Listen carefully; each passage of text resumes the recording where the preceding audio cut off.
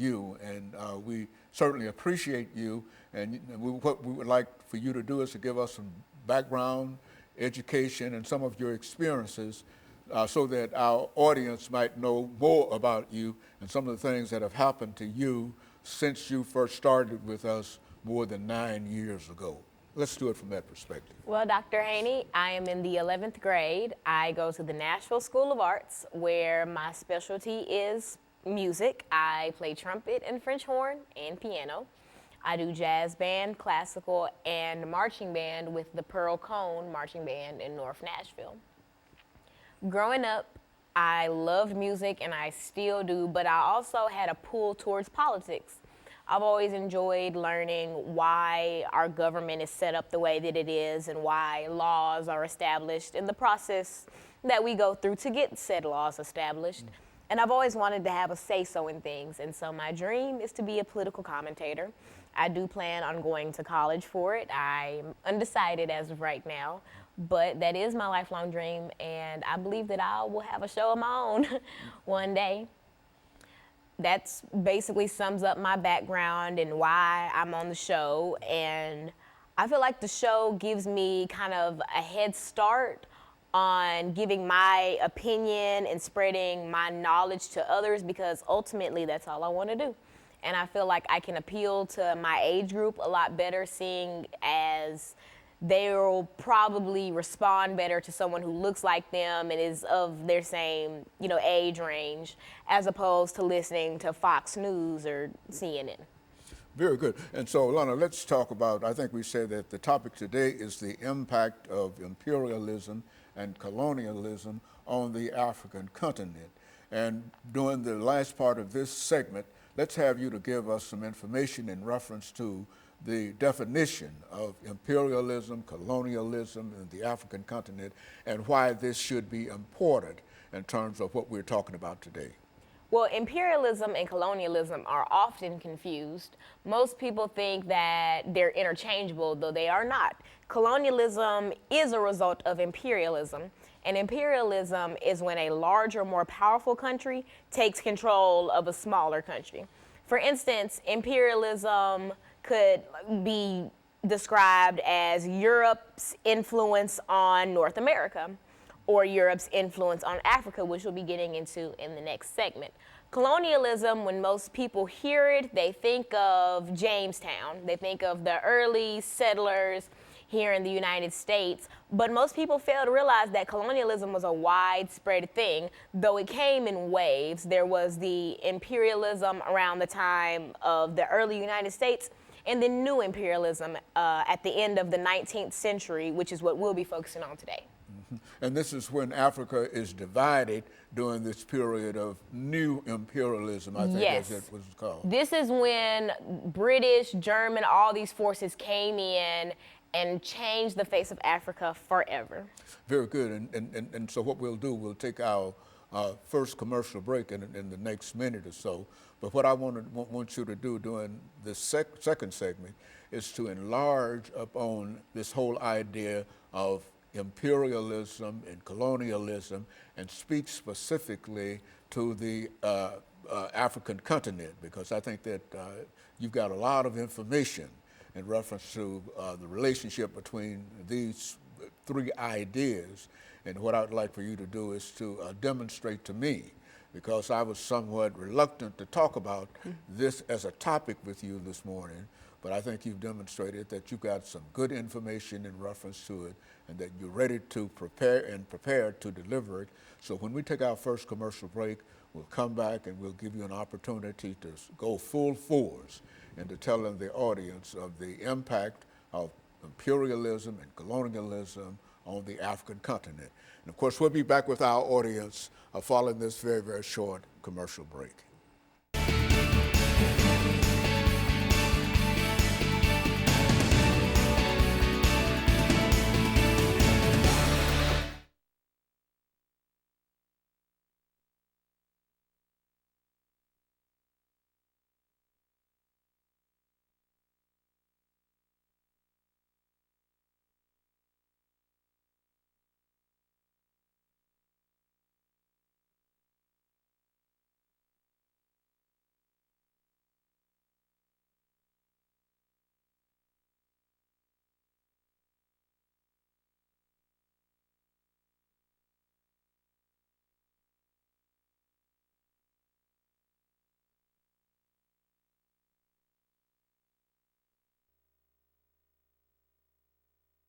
to the second segment of the show for today, and then we'll talk about the impact of imperialism and colonialism on the African continent. And then we can get into it. We'll have 8 minutes to This do. is going to be 8, right? Yeah, and then 8 10. minutes, then 10 minutes to do the second.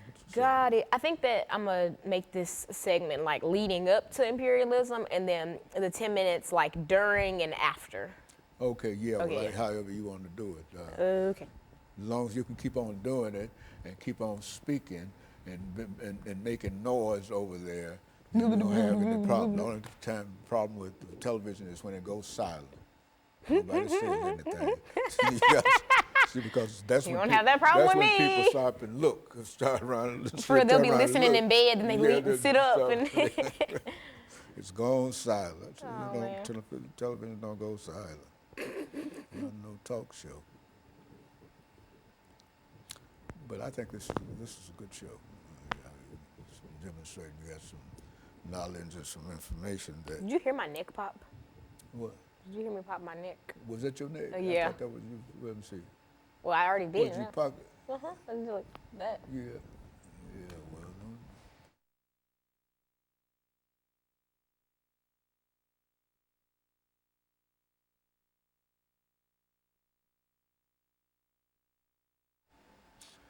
Thank you and welcome back to the second segment of the show for today.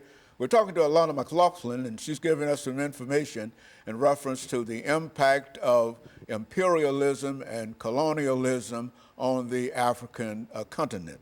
And so, Alana, let's take this second segment to become involved with what we mean when we say what kind of impacts are we talking about and what were the consequences of all of this activity and et cetera. Speak from that perspective. To fully understand the effects of colonialism and imperialism in Africa, we must study what imperialism and colonialism is and what made it unique to what happened to Africa.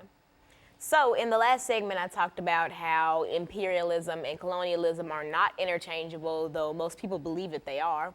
In imperialism, the Webster definition for imperialism is when a larger country takes control of a smaller country because they're less powerful. And whatever the larger the mother country does is up to the mother country. And we see that in effects in like early colonial United States, Jamestown, etc. But what happened to Africa is much different than what happened in North America because the United States ended up becoming an empire. We see during this new imperialism period, the late 19th century to the early 20th, in the United States around this time, we were experiencing the Industrial Revolution. America was on a high. We were bringing in lots of money. There was new waves of immigration. Things were on the up and up for most Americans, but in Africa, things were totally different. The scramble for Africa is the term coined to describe how European countries were fighting and scrambling to carve out Africa and to make it into new colonies so that they could have power in Africa and so that Africa could feed their greed. Now, the scramble for Africa had 3 different categories that all made it come together. The first was economic. Now, like I mentioned, the Industrial Revolution was going on during this time period, and not just in America, but also in Europe. And because of this, European countries were constantly looking for countries where they could export raw materials, where they could have a profitable market, and a good, safe, and secure place to build companies and to mine, etc. And so they immediately thought Africa and Asia, but Africa obviously got a more negative effect of imperialism. Now, after they figured out that Africa would be just such an economic boost, the political factors came into it. Now, some of the big European powers like Britain, France, Germany, Italy, etc., all of these countries were fighting for power. They all wanted to be the next big country, the next this, the next that. And one of the easiest ways to be able to do that is to conquer and colonize these African then tribes and ethnic groups. They weren't necessarily colonies or countries yet. Now the last is social. Now during the Industrial Revolution, things in Europe weren't always on the up and up like how I described they were in the United States. There was lots of social displacement from people in rural areas whose homes are now like mining towns or like factory towns. There was lots of unemployment and lots of homelessness. And so initially, even before these European powers discovered the political and all these other sides, all these other positives for colonizing Africa, the first thought that these European countries had was, oh, we're just going to send our surplus population to these settler colonies in Africa, and that'll help with the unemployment and the homelessness. And that was the initial thought. That was what was supposed to happen to Africa. But of course, we see in 2019 that that did not happen.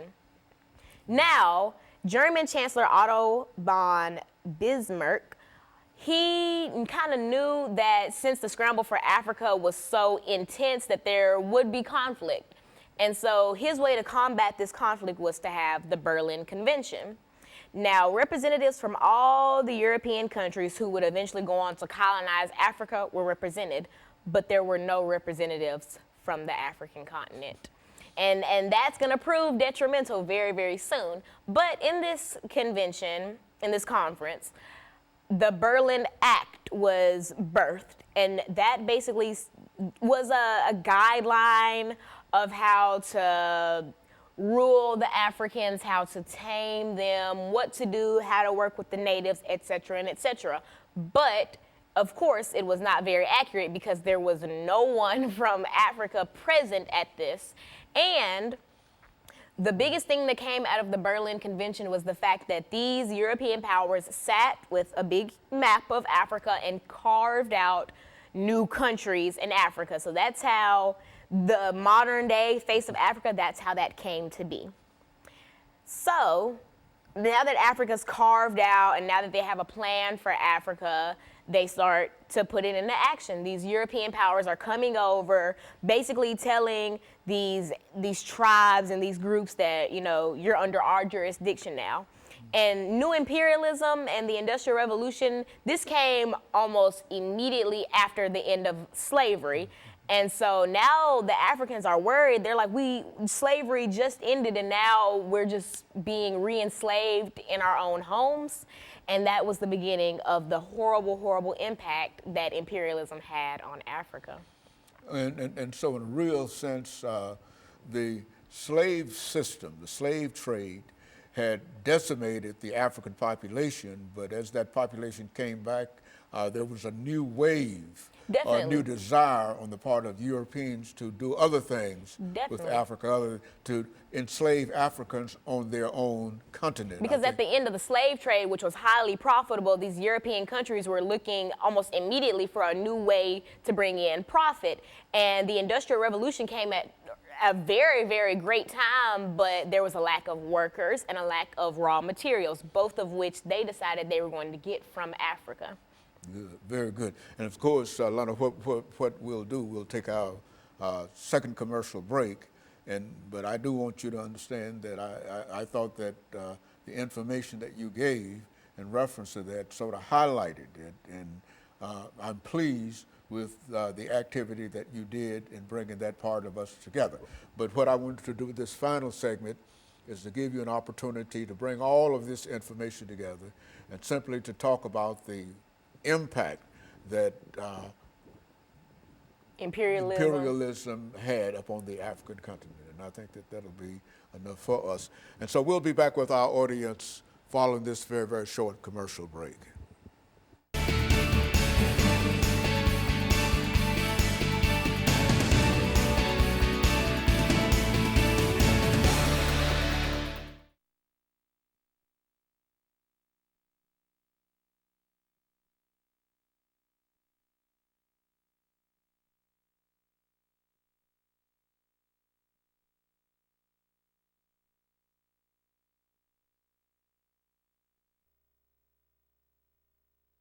Because sometimes I don't have anything to say in reference to it. So,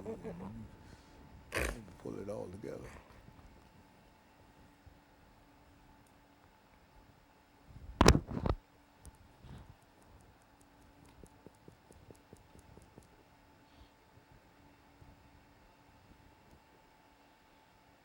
Now, what the next show is for Walker? Walker? Is that Walker?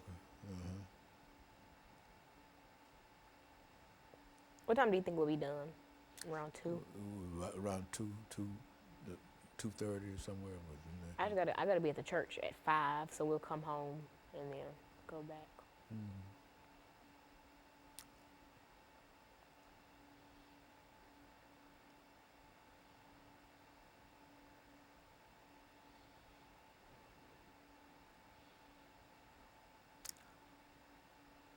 We have to roll that down. That's some time we didn't use, you know that. Oh, I didn't. Yeah. I didn't know. So you don't see it, but I can see it. Yeah, I don't. I'm just going with the flow. Yeah. Well, that's all right.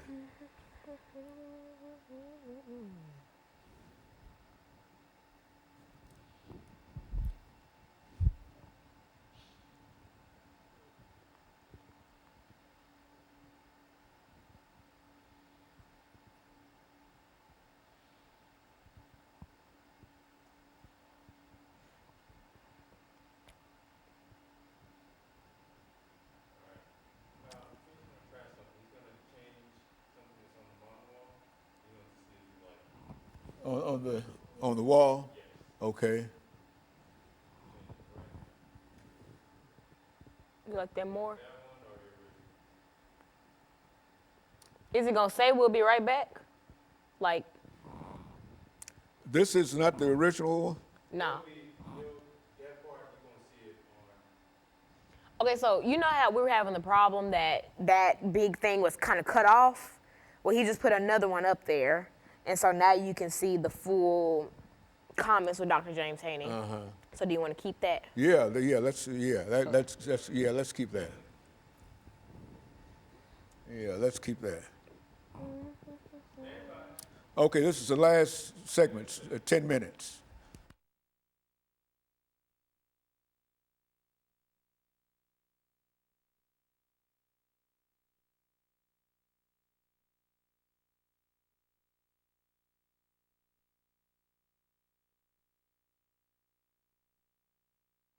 Thank you and welcome back to the final segment of the show for today. We're talking to Alana McLaughlin, and she's given us some information in reference to the impact of colonialism and imperialism, Lana, had upon the African continent. And I think you gave us some excellent information in terms of laying out the conflict that we have to deal with. But let's take the last 10 minutes of this program to give you an opportunity to develop this idea of the impact and the reasons for some of the things that we're talking about here. Now, one of the biggest effects of imperialism and colonialism on Africa was the loss of culture. There was this idea that the Europeans had that, oh, we're the smartest and the most able people in the world, and so everybody should try to be more like Europe. And so after carving out Africa at the Berlin Convention, these powers believed that they were going to take their Western ideals and Western culture and Western language and throw it onto Africa, which in turn stripped Africans of their native tongue and their native clothing and their way of life before they were disturbed. One of the darker effects of imperialism is ethnic conflict. Now, most people, they hear about different African countries that are in civil war or that are just in the dumps, and they hear about it and they believe, oh, Africa, they're just crazy and they're this and that and they need to be tamed. But most people fail to realize that there is a reason why these African countries are in the state that they're in. In 1994, the Rwandan genocide, the Tutsis and the Hutus. Most people don't know that back when Germany had control of Rwanda, a lot of times they had this system of racism and segregation between the Tutsis and the Hutus, and often the Germans would cater more to Tutsis, which really wedged the Tutsis and the Hutus apart.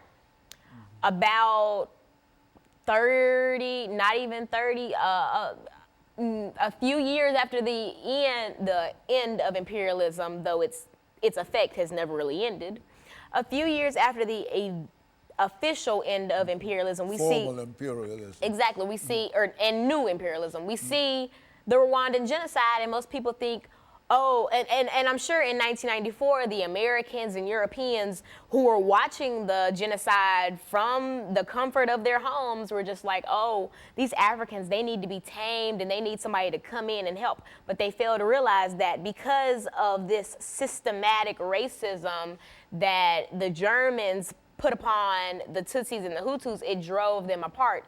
And so the Hutus finally gained control of Rwanda, and in 1994 killed 800,000 Tutsis in the span of 2 or 3 months, I believe. And a lot of people fail to realize where this type of stuff comes from. For instance, in the Congo, they're in civil war right now. A lot of people don't understand why they're in civil war or what's happening or why the M23 has control of the Congo, but it all stems back from imperialism. It stems back from pitting these countries against each other. It stems from ripping them out of their homes, forcing them to work, forcing them to find shelter in these gangs, in these groups, in these terrorist groups, forcing them to compete with Europeans for a way to live. We see in the Virunga State Park, which is home to the rare mountain gorillas in the Congo is currently under the control of the M23, and the state park is struggling to stay open while there are powers that are coming in that are trying to mine in the park, though mining is illegal in the park, and that are trying to take away the livelihood of these people. And it just makes me sick that so many outsiders don't realize that Africa as a whole, the continent, did not choose to be the way that it is. And it certainly did not choose to be portrayed the way that it is.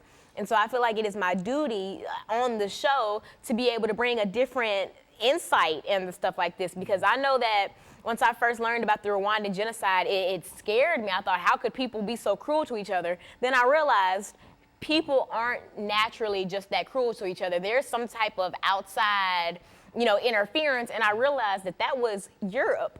That was people coming in and pitting these countries together. Oh, when I mentioned in the last segment that at the Berlin Convention there were no representatives from Africa there, when they were carving out what the countries, all these borders and whatnot, oftentimes they would separate ethnic groups and tribes that were allies, that had similar like farming techniques or agricultural techniques. They would split up these countries and then put them, or they would make a new country or like a new colony with ethnic groups that didn't really get along with each other, that had different ways of life. For instance, with the Tutsis and the Hutus, I want to say that the Hutus tended to be more cattle herders and the Tutsis were more workers. And so Germans would often favor the Tutsis because this was during the Industrial Revolution, and they would put those people in the industries, while the Hutus were people who should have been around more cattle herders and should have been around people who had a similar way of life as them. And all these little things caused major problems. Ethnic conflict is still going on in Africa. There are some conflicts that are still going on from the period of new imperialism. Like I mentioned with Rwanda, a lot of the Hutus who were killing Tutsis in Rwanda fled to the Congo. And now we see that the Congo is in civil war. And it's honestly just, it never ends. It's like the domino effect. You come in and you tip this domino, and then all these people are affected and they go on to affect other people, and it never ends. And so when people say that, European powers need to come in and tame Africans, or when Americans say that they need to be Americanized so that they're civilized and so that they can work together, it's not their fault. It is purely because people came into their home, stole land from them, and left them. They took the raw materials from Africa. They took so much gold, ivory, etc., stuff that they were originally trading, but Europe became greedy and they figured, I don't want to trade, this just should be mine. And so they came and they stole land, they stole culture, they stole resources, and they stole happiness. I mentioned in the last segment that new imperialism and the Industrial Revolution came pretty close after the end of the slave trade. These people were already being uprooted from their homes and shipped overseas to work for people who didn't care about them in the slightest. And now there's another form of slavery, but just from the comfort of their own homes. And that's not right. And I feel like a lot of countries, other continents failed Africa. We as Americans failed Africa because even in 1994 during the Rwandan genocide, it was televised. How did we allow that to go on for 2-3 months, allow 800,000 Tutsis to be slaughtered with clubs and machetes and be beheaded and kidnapped and recruited into all these militant groups? I feel like the country and our ignorance towards the problem honestly allowed a lot of this stuff to go on. And this is not the first instance of America letting something go on. And this is not the first instance of America turning a blind eye to colonialism. We see that with the natives. We took their land, started the reservation policy, and in reality uprooted them from their native lands, tried to Americanize them, and then just left them to fend for themselves. And that obviously had negative effects. And so, Alana, so what you're saying here is that there's been a real difficult problem